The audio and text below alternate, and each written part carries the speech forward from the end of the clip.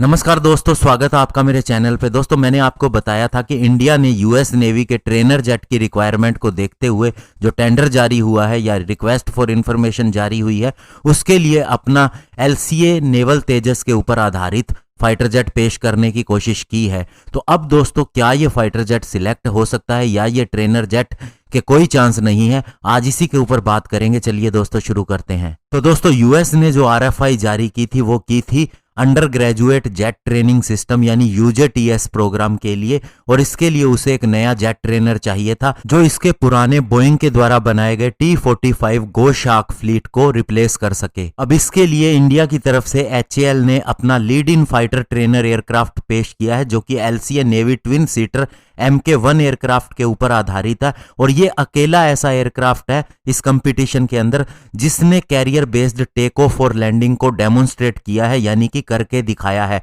लेकिन दोस्तों, अगर हम इस टेंडर के डॉक्यूमेंट को देखें जो अमेरिका ने जारी किया है, तो इसके अंदर पता लगता है कि कुछ एक ऐसी चीजें हैं जिससे ये LCA navy lift aircraft select होने के चांसेस कम है। अब दोस्तों, यूएस नेवी चाहती है एक non developmental land based jet trainer जो कि कैपेबल हो फील्ड कैरियर लैंडिंग प्रैक्टिस करने में, और साथ ही न्यूक्लियर एयरक्राफ्ट कैरियर से टच एंड गो लैंडिंग करने के लिए, और 2028 में या फिर इससे पहले आए। और दोस्तों, यूएस की रिक्वायरमेंट एक्चुअल में है क्या? ये वैसी नहीं है जैसा हम सोच रहे हैं, क्योंकि तेजस के केस के अंदर हमने अरेस्टेड लैंडिंग देखी थी, लेकिन यूएस को ना तो अरेस्टेड लैंडिंग वाला एयरक्राफ्ट चाहिए, ना ही कैटापुल्ट लॉन्च वाला एयरक्राफ्ट चाहिए, जैसा कि उसके T-45 एयरक्राफ्ट के केस के अंदर है, जो कि कैरियर के ऊपर से लैंडिंग और लॉन्च करता है। दोस्तों, कैटापुल्ट लॉन्च वो होती है जिसके अंदर एक सतह का हिस्सा ऊपर की तरफ आता है और उससे एयरक्राफ्ट को एक ताकत मिलती है कि वह ऊपर की तरफ बढ़ जाता है।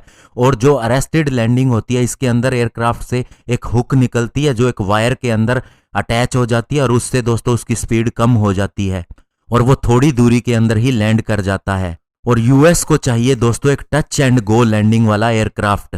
ये दोस्तों ऐसा एयरक्राफ्ट होता है, ज्यादातर दोस्तों जब ट्रेनिंग दी जाती है पायलट्स को लैंड करने के लिए और लॉन्च करने के लिए, तो उस समय जो फिक्स्ड विंग एयरक्राफ्ट होते हैं उनके ऊपर इसी तरह की ट्रेनिंग होती है। इसके अंदर एक स्पेशल तरह का मैनूवर होता है, इसमें एयरक्राफ्ट लैंड करता है और एक फुल पॉइंट पे रुके बिना वापस लॉन्च होता है, यानी कि वापस टेक ऑफ करता है। और ये दोस्तों जनरली आपने देखा होगा कि पायलट करते हैं जब वे किसी एयरपोर्ट का चक्कर लगाते हैं। और साथ ही दोस्तों, यूएस नेवी चाहती है एक प्रीसीजन लैंडिंग मोड, जैसा कि वे Boeing FA-18 EF Super Hornet के साथ में एयरक्राफ्ट कैरियर के ऊपर करते हैं। साथ ही वे अपने ट्रेनर एयरक्राफ्ट के अंदर एक automatic ground collision avoidance system भी चाहते हैं, जिससे कि एयरक्राफ्ट ग्राउंड के साथ टकराए ना। और हर ट्रेनर एयरक्राफ्ट के बारे में उनकी एक्सपेक्टेशन है कि ये 400 आवर पर ईयर फ्लाई करे, यानी कि दोस्तों जिसका मतलब ये है कि हर trainer aircraft 45 carrier touch and go landing हर साल करे। और इस एयरक्राफ्ट की ऊंचाई पे जाने की क्षमता 41,000 फीट हो और इसकी स्पीड 600 नॉट यानी कि 1100 किलोमीटर पर आवर से ज्यादा हो।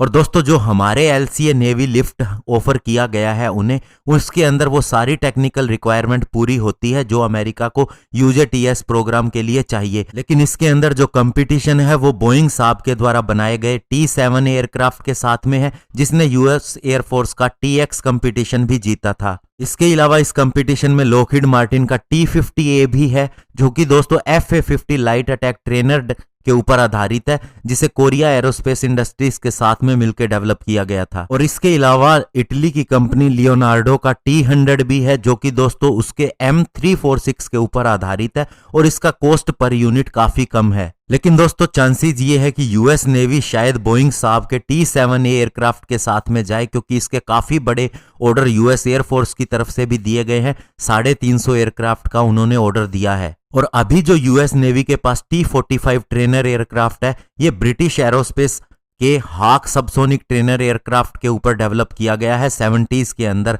और ये दोस्तों न्यूक्लियर एयरक्राफ्ट कैरियर से लैंड और टेक ऑफ करता रहा है। लेकिन अब यूएस को ये कैपेबिलिटी स्पेसिफिकली नहीं चाहिए, यानी ये कैपेबिलिटी तो होनी चाहिए, लेकिन एयरक्राफ्ट के अंदर carrier touch and go landing करने की कैपेबिलिटी जरूर होनी चाहिए। और ये भी दोस्तों कंपटीशन में जितने भी एयरक्राफ्ट शामिल है वे कर पाएंगे, उनके अंदर थोड़ी सी तब्दीली करनी पड़ेगी स्पेशली उनकी हार्डनिंग करनी पड़ेगी, उनकी नीचे की बॉडी अंडर कैरिज जो कि दोस्तों उसके पहिए से जुड़ी होती है, और साथ ही दोस्तों उसके पीछे की फ्यूसिलेज यानी बॉडी को चेंज करना पड़ेगा। तो दोस्तों अमेरिका के इस 200 एयरक्राफ्ट के कॉन्ट्रैक्ट को जीतने के लिए एक्चुअल में HAL को काफी ज्यादा कोशिश करनी पड़ेगी, न केवल थोड़ा प्राइस कम करना पड़ेगा यानी कि एक बेटर प्राइस देना पड़ेगा, इसके अलावा अपने कस्टमर को यह भी बात पे कन्विंस करना पड़ेगा कि ये एक ऐसा एयरक्राफ्ट है जिसको वाकया में ही एडवांटेज मिलता है एक एक्चुअली ये सारी चीजें करने का, यानी कि एक्चुअल में लैंडिंग और टेक ऑफ एक एयरक्राफ्ट कैरियर के ऊपर से करने का, और इसलिए ये यूएस नेवी को एक अच्छा ट्रेनर प्रोग्राम के तहत एयरक्राफ्ट दे सकता है। और साथ ही HAL को यूएस की एक लोकल एरोस्पेस कंपनी के साथ में भी कॉन्ट्रैक्ट करना चाहिए एक मैन्युफैक्चरिंग पार्टनर के रूप में, क्योंकि दोस्तों इससे लोकली उसका फाइटर जेट डेवलप करने के अंदर